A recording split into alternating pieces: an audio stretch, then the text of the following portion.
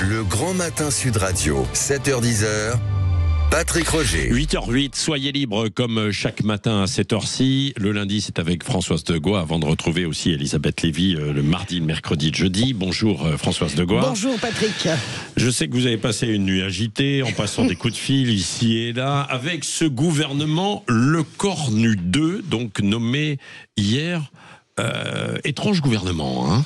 Oui, c'est une sorte de en même temps, mon cher Patrick. Vous voyez, un mélange nouveau, subtil de politique, de techno et de société civile. Et d'abord, dans ce marasme et ce vacarme, depuis hier soir, voyons la personnalité qui fait à peu près consensus, parce que c'est étonnant, c'est Laurent Nunez. Et d'ailleurs, on n'en parle pas, mais Laurent Nunez est épargné par les foudres pour le moment. Pourquoi ? Parce qu'il est aussi bien apprécié par la gauche que par la droite. Le préfet de police de Paris, vous savez, il parle rarement pour ne rien dire, il connaît ses dossiers, il sait mettre de la rondeur, il a déjà été secrétaire d'État auprès de Christophe Castaner. En fait, ce profil-là risque de faire oublier assez vite Bruno Retailleau, qui avait pris une dimension médiatique trop importante souvent. Donc, Laurent Nunez, il fait à peu près l'unanimité. Mais à part lui, on est un peu éberlué par le casting. Alors, tout à l'heure, j'entendais Robert qui en parlait, le maintien de Gérald Darmanin et de Rachida Dati, qui vont à l'encontre de la doctrine Lecornu. Pas de ministre aux ambitions présidentielles. Donc, Gérald Darmanin n'est pas candidat pour 2027. Et là, tout le monde a envie de se bidonner ce matin, parce que vous imaginez que Lecornu lui a demandé de mettre fin à ses activités partisanes. Oui, bien sûr, évidemment. Oui, tout pourvu que je reste au gouvernement. Rachida Dati, elle va être jugée pour corruption en septembre 2026. Elle est candidate à la mairie de Paris.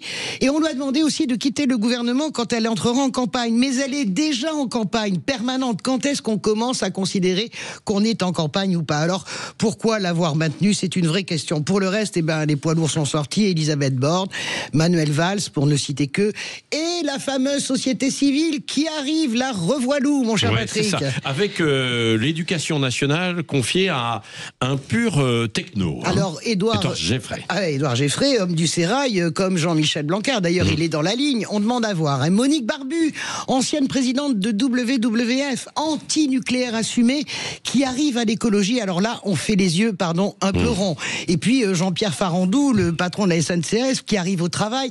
Quel rapport entre la SNCF, le travail, Jean-Pierre Farandou, aux fonctionnaires ?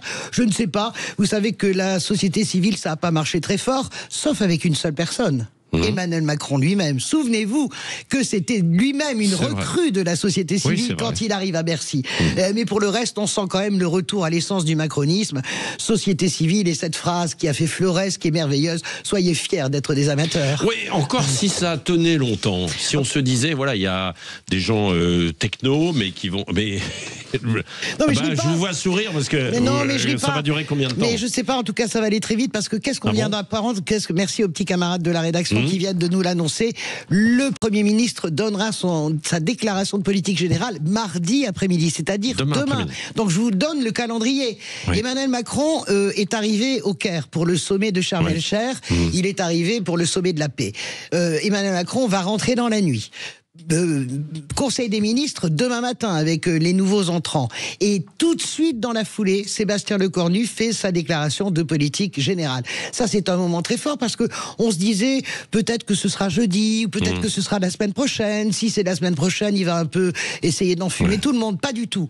Il veut régler le problème directement. S'il va aussi vite, écoutez, il y a deux solutions. Soit il est prêt, à accepter d'être censuré, soit s'il va si vite demain, c'est qu'il annonce la seule chose pour laquelle le Parti Socialiste, qui est le parti pivot dans cette affaire, il faut bien comprendre parce que RN et LFI votent la censure. Bien sûr. Si le Parti Socialiste et ses 69 députés, puisqu'ils en ont 69 désormais avec des ralliements et des retours au bercail, notamment de Sacha Ollier, sur le Parti Socialiste ne censure pas, Sébastien Lecornu aura le droit de continuer à jouer, si vous voulez. C'est la sur les retraites, la seule phrase qu'il faut prononcer, suspension de la réforme des retraites. Est-ce qu'il est prêt à le faire ?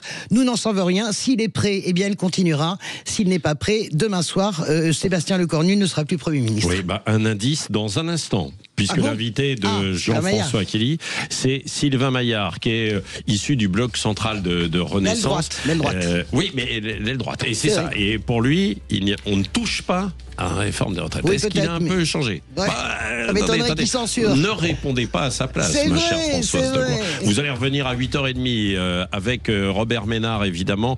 On va revenir avec vous aussi au 0826 300 300 pour commenter ce gouvernement Le Cornu. Est-ce qu'il va tenir longtemps? Est-ce que vous avez vu de bonnes surprises? Ou alors est-ce que vous dites que tout ça, finalement, c'est déjà un peu du déjà vu? Vous aurez la parole, 0826 300 300, puis vous n'oubliez pas de jouer au passage. Sud 7 20 18 pour gagner un séjour au Futuroscope.